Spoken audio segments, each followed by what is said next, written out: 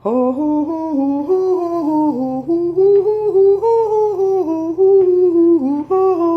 what's up, everyone? I'm sorry. All of this right here is the.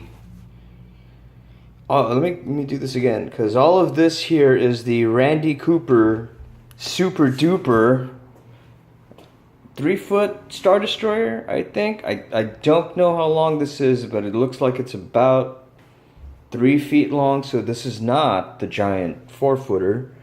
But this is the Star Destroyer that you see at the opening of the first Star Wars movie. How do I know that? Because there's a blockade runner right there. Oh, all that cracking, that's my knees. That is the blockade runner, and then from what I can tell, those are most of the pieces that you need for the hangar bay. The kit is really, really cool. It's giant. It's solid. Oh, shoot. And super detailed. So this is... what is that I'm looking at right there? Is that a hole? No. Well, that's a piece of the mold in there. So this has got to be cleaned up a lot. There's a lot of edges that need to be sanded down also, of course, when you get a resin kit. So the Radiant just went home yesterday, and when that went home, this one came in. And this is going to replace the Radiant as the big giant monster on the queue here. So, man, I have to stand up, so bear with me. You're going to hear a lot of noise. Jeez. Oh, that was dumb. So yeah, so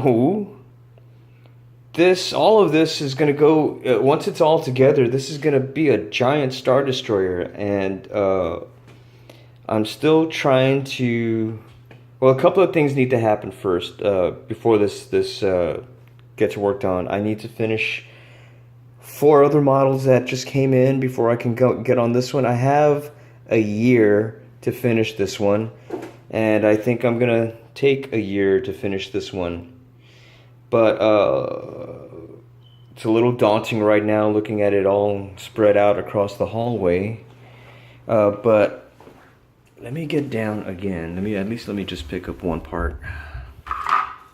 All of these wedges are going to be at an angle, and there is an armature that this goes on. Trying to get a shot of the detail. Oh, there it is. So yeah, so the detail is nice and crisp. I don't know how much I'm going to be doing as far as panel variation, because there isn't a lot of panel variation on this when you look at the studio model. And thanks to Rogue One, you get a lot of good close-up references on the Star Destroyer model. So this is one, I mean, it's going to be another one of those Grail kits that that comes in now because we have a business where we do models.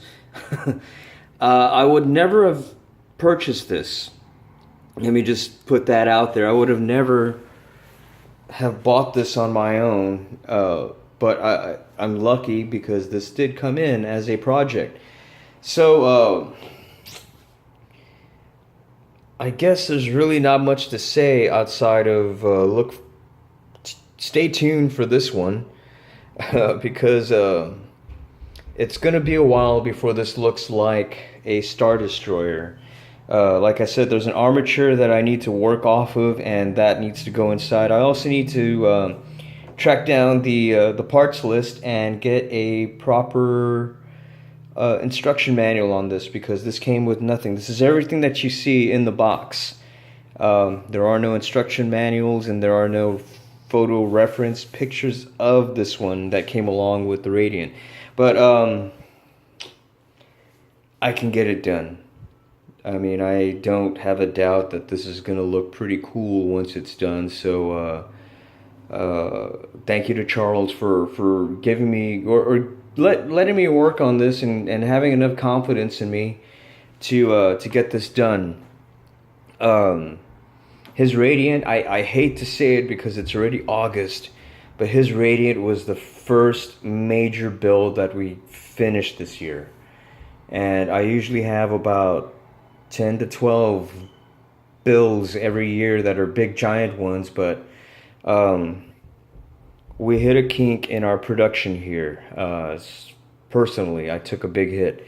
And while in the midst of all that, things were not looking good and things were not looking right.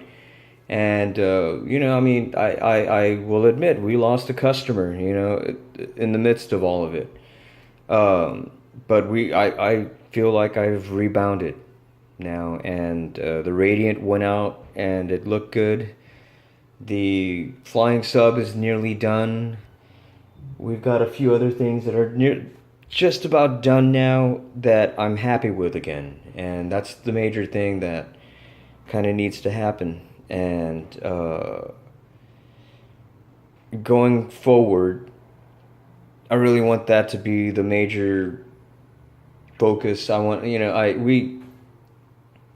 I had a bit of a weave out. I got burned out, and I needed some time, and I needed to deal with some things. But we're back,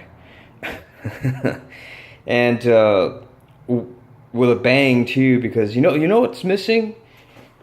I just realized we're back, but this is not part of the display.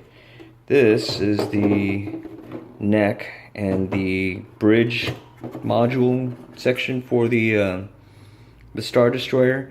I think there should be a tower that goes up here, because it needs something up here. But again, I'm gonna go check out all the parts lists. I'm gonna check out what's out there on the interwebs, and I'm gonna contact Randy Cooper himself to see if he has anything available for this kit.